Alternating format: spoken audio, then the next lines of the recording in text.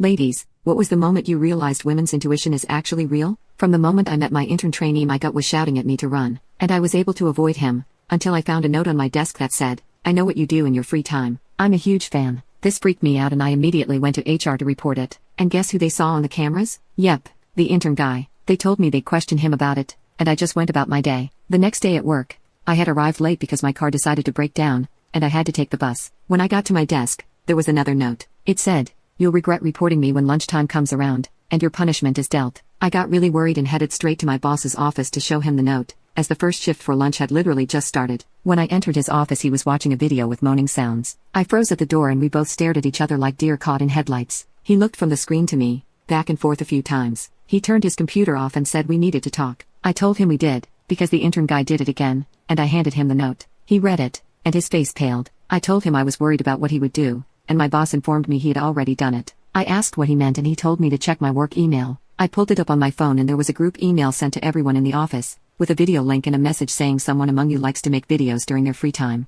I clicked on the video and I saw me entering a room, and immediately getting undressed. I was horrified and X'd out of it. I asked if he had seen it and he turned bright red. I started rambling, saying that I didn't make that video. I had never done anything like that before. My boss told me I needed to calm down, and that for now I should just head home as they would have to do an investigation. I said, on me, or the intern guy? He told me both. I was so embarrassed and angry at the same time I just stood there trying not to cry or lash out. He told me I needed to grab my things and leave, before he had to get security involved. I was so shell-shocked I just went straight to my desk to grab my jacket and purse. Everyone in the office at that point was staring at me. Some were laughing, and a few others were checking me out. I felt my whole body turn red and I ran out the door. Once I got home I pulled the video up on my computer, because I had no idea where or how this video was taken, but I knew for sure that it was done without my permission. I followed the link to a dirty movie website, and found the account that had posted the video. Apparently they specialized in massage watcher videos. I had no clue what that meant until I was looking through other videos. Apparently, it is exactly what it sounds like. People would enter a massage room,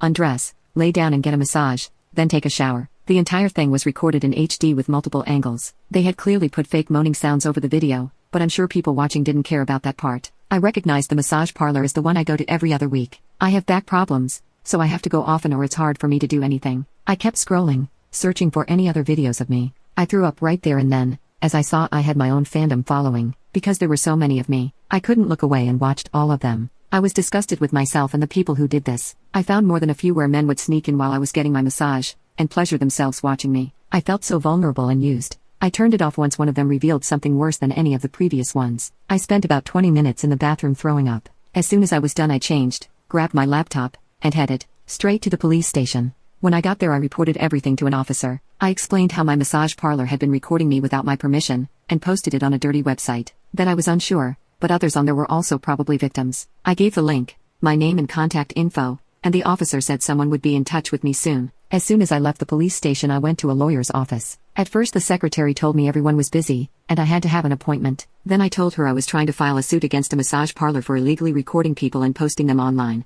I guess she either felt pity for me, or understood how many dollar signs were attached to this case, because she got up and quickly got me a meeting with one of the lawyers. I told her everything that I had told the police, about the website, my massage parlor, my coworker, everything. She took notes and asked to see some of the videos. I showed her on my laptop and she paused it after a minute to say she'd check it out when I wasn't present so I wouldn't have to go through listening to it again. She suggested I look into getting a therapist after this because I had been through a trauma, and it was probably only going to get worse. I agreed with her, and asked her what the next step was. She told me that if the police contacted me again to inform her, she would need to be present for any meetings with them. She told me the odds are, this will result in a much bigger thing than I originally thought. She asked who exactly I wanted to go after because of all this. Did I want to keep my job, or sue the intern guy, or did I just want to go after the massage company? I told her I wasn't sure about the first two yet. All I really wanted was to stop them from recording more innocent people, and somehow inform the other victims of what happened. She asked if I wanted to make it a joint suit if she found other people, and I told her absolutely. For the next few weeks a lot happened. The police raided the massage parlor and arrested a lot of people. Other people were found who claimed they hadn't known they were being recorded.